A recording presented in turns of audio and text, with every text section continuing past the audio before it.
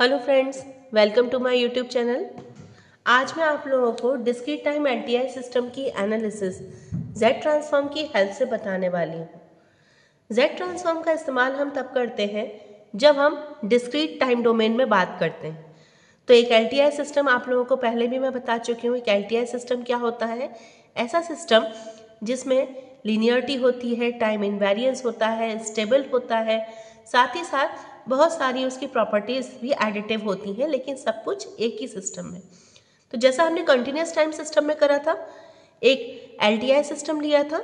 उस LTI system का अपना एक ट्रांसफर फंक्शन होता था, इम्पल्स रिस्पॉन्स जिसे कहते हैं हम टाइम डोमेन में, और ट्रांसफर फंक्शन बोलते हैं फ्रीक्वेंसी डोमेन में। तो अगर उसमें इनपुट हमने xn करा है और आउटपुट yn करा है, तो कॉन्वोल्यूशन की हेल्प से हम इन सबको आपस में कोरिलेट कर सकते हैं। तो फॉर्मूला क्या कहता है? Output yn will be equivalent to xn convolve with hn। अब अगर हम इसका z ट्रांसफॉर्म लेंगे तो z ट्रांसफॉर्म लेने पर ये कॉन्वोल्यूशन का साइन एक मल्टीप्लिकेशन के साइन में कन्वर्ट हो जाता है, जिसकी वजह से ये एनालिसिस करना आसान पड़ जाता है। यहाँ पर आप देख रहे हैं, अगर मैं इसका कॉन्वोल्यूशन का फॉर्मूला लेती तो कन्वोल्यूशन में ये फॉर्मूला बन जाता k इक्वल्स 0 टू इन्फिनिटी, और माइनस इन्फिनिटी टू इन्फिनिटी भी हम ले सकते हैं, एक्स के एच एन माइनस के। अब आप देख रहे हो, इस फॉर्मूले में रखकर हमें निकालना और सॉल्व करना, एनालिसिस करना बहुत हार्ड पड़ेगा। इसीलिए हम टाइम डोमेन में एनालिसिस ना करके उसका जेड डोमेन लेकर उसके एनालिसिस करते हैं। तो कॉन्वोल्यूशन का साइन मल्टीप्लिकेशन में साइन में कन्वर्ट होने पर Y Z equals X Z into H Z बन जाता है, जहाँ पर जो एच जेड है वो ट्रांसफर फंक्शन होता है, जबकि एच एन क्या था? Impulse function. तो यहाँ पर जो एच जेड है, जनरली आपसे न्यूमेरिकल्स में पूछा जाएगा कि एच जेड की वैल्यू निकालिए, यानी ट्रांसफर फंक्शन की वैल्यू निकालिए। तो आप क्या कर सकते हैं? वाई जेड यानी आउटपुट में जो कि जेड डोमेन में होगा, डिवाइड कर सकते हैं इनपुट को जेड डोमेन में लेकर। जो भी आंसर आए उसका इनवर्स जेड ट्रांसफॉर्म लेंगे अगर आप, तो आपका फाइनल रिजल्ट निकल आएगा। चलिए इसी चीज़ को एग्जाम्पल की हेल्प से समझते हैं। तो हमने यहाँ पर एक एग्जाम्पल ले रखा है, इसमें एक डिस्क्रीट एलटीआई सिस्टम गिवन है। इसकी इक्वेशन दी हुई है जिसमें हमने आउटपुट को इनपुट से कोरिलेटेड न्यूमेरिकल में दिया हुआ है, yn minus 5/6 yn minus 1। yn minus 1 मतलब यहाँ पर एक बार डिले आया है, yn माइनस 2 मतलब यहाँ पर 2 बार डिले आया है। तो इस तरह से कोरिलेटेड है। अब इस क्वेश्चन ने क्या कहा है? इस न्यूमेरिकल में कहा गया है कि सिस्टम का रिस्पॉन्स यानी कि एच जेड में भी निकालना है और इम्पल्स रिस्पॉन्स यानी कि एच एन भी निकालना है। तो अब हम क्या करेंगे? पहले इस न्यूमेरिकल को एज इट इज लिख लेंगे, उसके बाद इसका जेड ट्रांसफॉर्म लेंगे। वाई एन का जेड ट्रांसफॉर्म वाई जेड होता है। अगर वाई एन माइनस 1 ले रहे हैं, यानी कि 1 बार हमारा क्या हो गया है? डिले आ गया है, डिले एलिमेंट जनरेट हो गया है। तो यहाँ पर क्या हो जाएगा? 5/6 एज इट इज। एक बार डिले एलिमेंट आ गया है तो जेड इनवर्स वाई जेड। इसी तरह से प्लस 1/6 कितनी बार डिले आ रहा है? 2 बार डिले आ रहा है, तो इसे क्या बोलेंगे? z रेस्ट पर -2 yz। Similarly we will take the z transform of xn which is xz, और 2xn-1 का z ट्रांसफॉर्म क्या हो जाएगा? 2z inverse xz। After solving थोड़ा सा मैनिपुलेट कर लीजिए, इसमें yz कॉमन ले लीजिए तो अंदर में आपका ये फंक्शन रह जाएगा। यहाँ से xz कॉमन ले लीजिए तो अंदर में ये आपका ये फंक्शन रह जाएगा। अब आपको क्या करना है? एच जेड निकालना है, और एच जेड क्या होता है? आउटपुट अपॉन इनपुट, यानी कि Y Z upon X Z. तो Y Z upon X Z लेंगे अगर हम, तो हमारा क्या आ जाएगा? एक्स जेड इस साइड आ जाएगा और ये सारा पूरा कंपाउंड इसके डिनोमिनेटर में चला जाएगा। तो आंसर आ गया ये। अब हमें क्या करना है? ये तो हमारा निकल गया H Z, this is what? This is H Z. पर अब हमें इम्पल्स रिस्पॉन्स निकालना है, तो इस एच जेड को हमें क्या करना पड़ेगा? इनवर्स जेड ट्रांसफॉर्म लेना होगा। तो इनवर्स जेड ट्रांसफॉर्म लेने के लिए हमें क्या करना होगा? इसको पहले तो फैक्टराइज करना होगा, यानी पार्शियल फ्रैक्शन एक्सपेंशन करना होगा। अब पार्शियल फ्रैक्शन एक्सपेंशन करने में हमें जेड इनवर्स यानी इनवर्स की पावर्स को सॉल्व करने में थोड़ा टफ होता है। तो हम क्या करेंगे? इसे पॉजिटिव पावर्स में ले जाएंगे, यानी जेड स्क्वायर का ऊपर नीचे मल्टीप्लाई कर दीजिए तो ये सॉल्व होकर ये हो जाएगा। ठीक है। अब यहाँ पर हमने जैसा कि पहले इनवर्स जेड ट्रांसफॉर्म करते वक्त मैंने वीडियोस में आपको समझाया था कि हमें पार्शियल फ्रैक्शन एक्सपेंशन मेथड का यूटिलाइज करना है तो हमें किस फॉर्म में लाना होगा इसे, एच जेड अपॉन जेड, यानी यहाँ से एक z कॉमन लेकर हमने यहाँ पर डिवाइड कर दिया है, तो रिमेनिंग अमाउंट क्या रह जाएगा, z माइनस 2।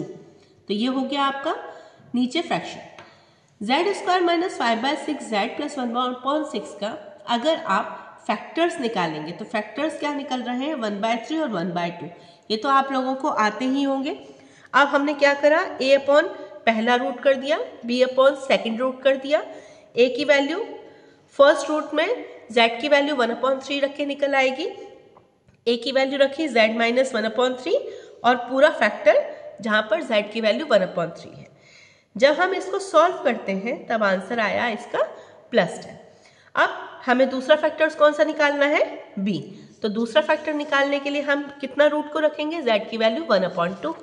तो हमने क्या करा, b फैक्टर निकाला, यहाँ b फैक्टर में z की वैल्यू 1/2 पुट करी। सिमिलर वे में हमने इसको सॉल्व करा, z माइनस 1/2 रखकर पूरा फैक्टर, तो आंसर क्या आ गया, -9। अब हम a और b की वैल्यू सब्स्टिट्यूट कर देंगे तो आंसर आया 10/z minus 1/3 plus -9/z minus 1/2। अब हम z को इधर ले गए वापस, तो इसकी फॉर्मेट क्या बन गया, z/z minus a, z/z minus b। अब आप लोगों को पता ही है इनवर्स z ट्रांसफॉर्म अगर लेते हैं तो एक जनरल इनवर्स z ट्रांसफॉर्म जिसमें यूनिट सर्किल के बाहर होता है हमारा क्या चीज़, जो भी रूट्स हैं वो, तो उस केस में क्या हो जाएगा, 10 एज इट इज आ जाएगा, a raise to power n यानी कि 1/3 raise to power n un। यहाँ पर a की वैल्यू 1/2 है इसलिए 1/2 raise to power n un। Clear है। सिमिलरली एक और एग्जाम्पल अगर हम लेते हैं तो एक और एग्जाम्पल में देखिए, मैंने दिया हुआ है डिस्क्रीट टाइम LTI सिस्टम जिसमें आउटपुट yn से दिया हुआ है और इनपुट xn से दिया हुआ है, और इन्होंने कहा है कि क्या निकालना है, hn की वैल्यू निकालनी है यूजिंग z ट्रांसफॉर्म। तो अब हमें hn निकालना है तो या तो हम क्या कर लें, हम कन्वॉल्यूशन का फॉर्मूला अप्लाई करें, या फिर हम क्या करें, पहले yn से z ट्रांसफॉर्म लेकर yz निकालें, xn से xz निकालें, डिवाइड करके xz निकालें, फिर इनवर्स z ट्रांसफॉर्म लें।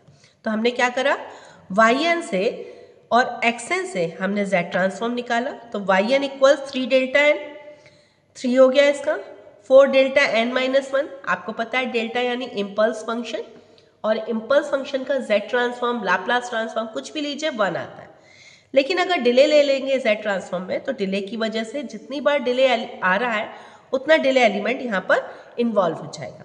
तो -4 एक बार डिले हो रहा है तो z इनवर्स आ गया, ऐसी xn की जगह xz हो जाएगा z ट्रांसफॉर्म में, delta n 1, 3.5 as it is, यहाँ एक एलिमेंट आ गया z इनवर्स का, यहाँ पर 2 एलिमेंट आ गया z इनवर्स का। अब हमें क्या करना है, पहले hz निकालना है और उसके बाद में hn निकालना है। तो hz निकाला कैसे, yz में xz का डिवीजन कर दिया, ये आ गया आपका। अब इसको हमने पॉजिटिव पावर्स में रखा, ये आ गया आपका। अब पॉजिटिव पावर्स में करके z को कॉमन ले लिया और डिवाइड कर दिया इस फंक्शन को hz/z बनाकर, तो आपकी रिमेनिंग वैल्यू ये क्या हो गई, ये यहाँ पर 3.5z प्लस 1.5 है, तो 1.5 को 3/2 ले लिया, 3.5 को z 7/2 ले लिया। तो अब आपने इसके फैक्टर्स निकाले तो क्या निकलेंगे, 1/2 और 3। तो इसको फिर से हमने रीराइट करा किसके फॉर्मेट में, सेपरेट रूट्स के फॉर्मेट में। तो ये क्या आ गया, a अपॉन पहला फैक्टर, b अपॉन दूसरा रूट। अब हम क्या करेंगे, a और b की वैल्यू फाइंड अप करेंगे। तो a और b की वैल्यू कैसे फाइंड अप होगी, a और b की वैल्यू हो जाएगी, a की वैल्यू लेंगे जब हम 1/2, तो सिमिलर में पार्शियल फ्रैक्शन एक्सपेंशन मेथड से सॉल्व कर रहे हैं, तो a की वैल्यू 1 आ गई है।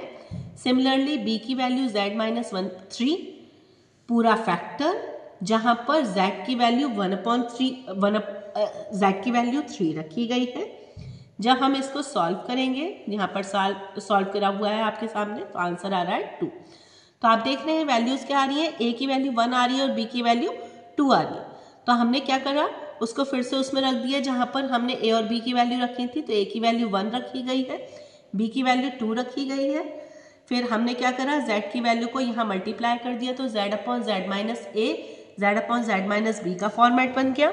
अब यहाँ पर सिस्टम कॉजल भी है, स्टेबल भी है, उस केस में 1 0.2 पहली a की वैल्यू हो गई 1/2 रेज़्ड पावर n un। यहाँ पर b की वैल्यू क्या है 3, तो 3 रेज़्ड पावर n un।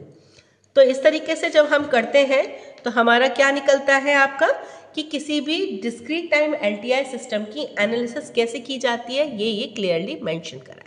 आज के लिए बस इतना ही। नेक्स्ट वीडियो में हम स्टेट स्पेस एनालिसिस की और फर्दर सेकंड यूनिट्स की बात करेंगे। Thank you.